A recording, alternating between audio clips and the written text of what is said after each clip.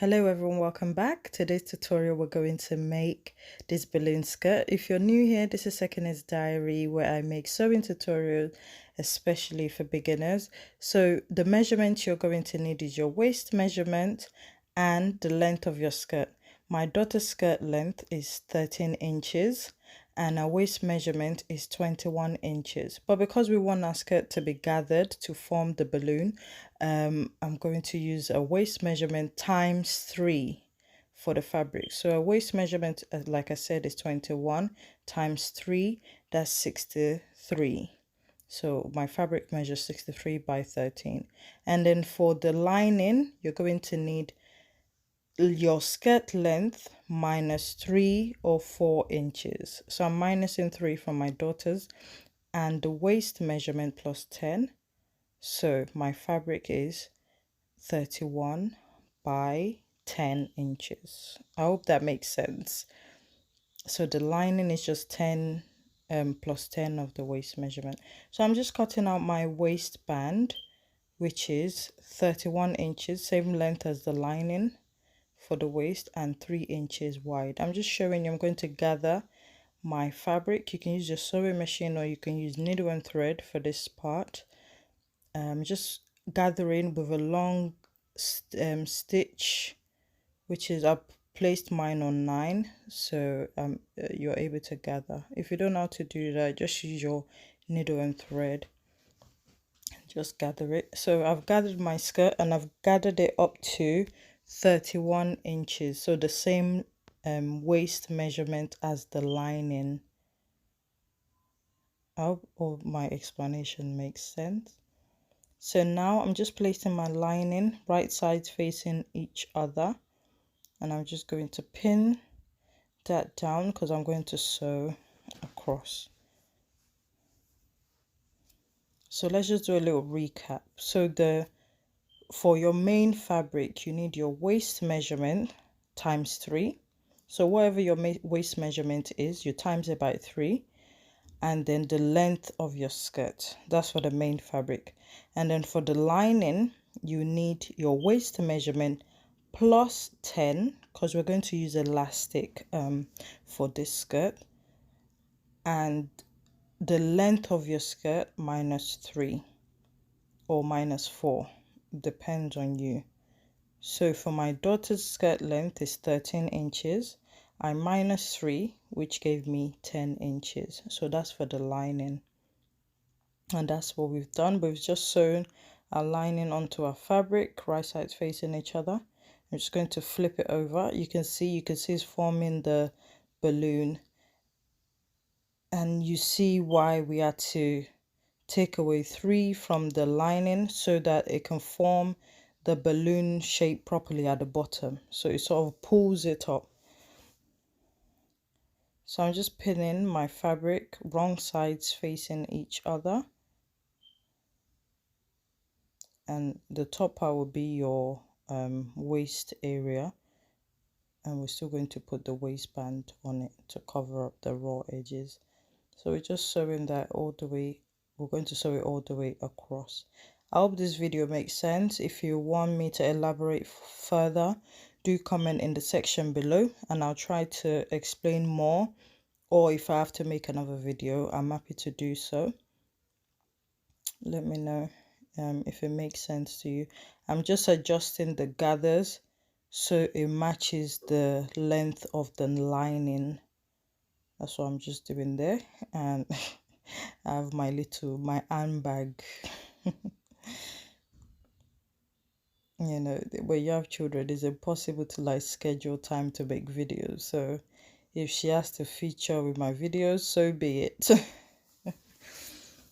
Else I would not get anything done. So I'm just pinning my fabrics together before I take it to the sewing machine.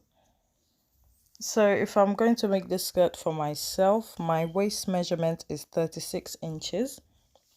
I'll times that by 3, which will give me 108. I'm just trying to calculate offhand. So that's 108. And then my skirt length, let's say my skirt length is about 24 inches. I'm just guessing. I don't really know what my skirt length will be. So 24 inches. So that would be 108 by 24 inches for my main fabric, or should I say 25 inches, because you need your seam allowance. And for the lining, for me it will be 46 inches if I'm adding elastic to my waist. So it'll be 46 by 21 inches, because I'm taking away 3 from the 24 inches, right? So yeah, the calculation is quite straightforward, to be honest. But if it's a bit confusing, because I know sometimes with the calculations it can make it seem confusing, it really isn't. Oops.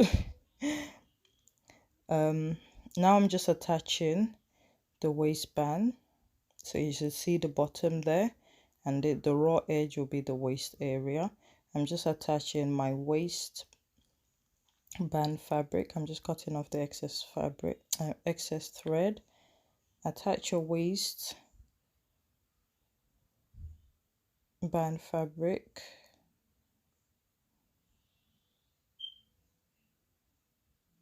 Okay, just attach it all the way across and you sew it. And make sure, if you use your sewing machine to do a gathered stitch, make sure you return your thread length back to the normal sewing. My normal sewing thread length is 4 inches. 4. I place it on 4 on the sewing machine, so don't forget to do that after using it for gathering your skirt. And you can see we've done that part. You can iron that part down so it can stay nice and flat, and then we're just going to fold it and just sew it across to form our skirt. Make sure you catch all the fabric, the main fabric and the lining. Make sure you catch all of it.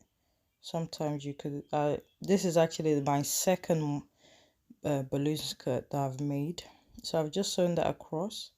And don't forget to use your serger to finish the raw edges. And I'm just going to fold down the raw edges for the waistband and waistband waistband waistband, yeah, just fold down the raw edge for the waistband and pin it to your skirt.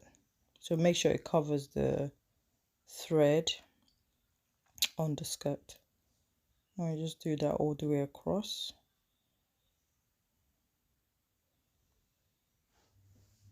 So I'm still trying to figure out the best angle for my sewing tutorials. I'm just showing you what I'm doing again. Fold and then fold again. I'm still trying to figure out there's a tripod I could get that sort of goes across, but it costs money, so I'll soon be investing in that.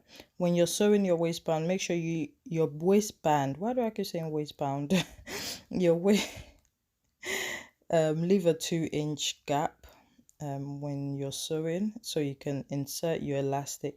Your elastic will be your waist measurement, take away about 2 inches. Depends how stretchy your elastic is. Just try it out and see how comfortable it is. No, don't seal everything off yet until you try your skirt on and you're happy with it. Some elastic are more stretchy than others, so just try on your skirt first. But yeah, we've really come to the end of the tutorial. It's that simple, guys. I hope you've enjoyed this video. If you have, please give this video a thumbs up. Just close up the gap there, and that's it. Give this video a thumbs up. Do not forget to subscribe if you're new here, or if you've been watching me and you haven't subscribed yet, this is your sign to subscribe. Thanks for watching. Don't forget to share. Have a blessed weekend. Take care. Bye.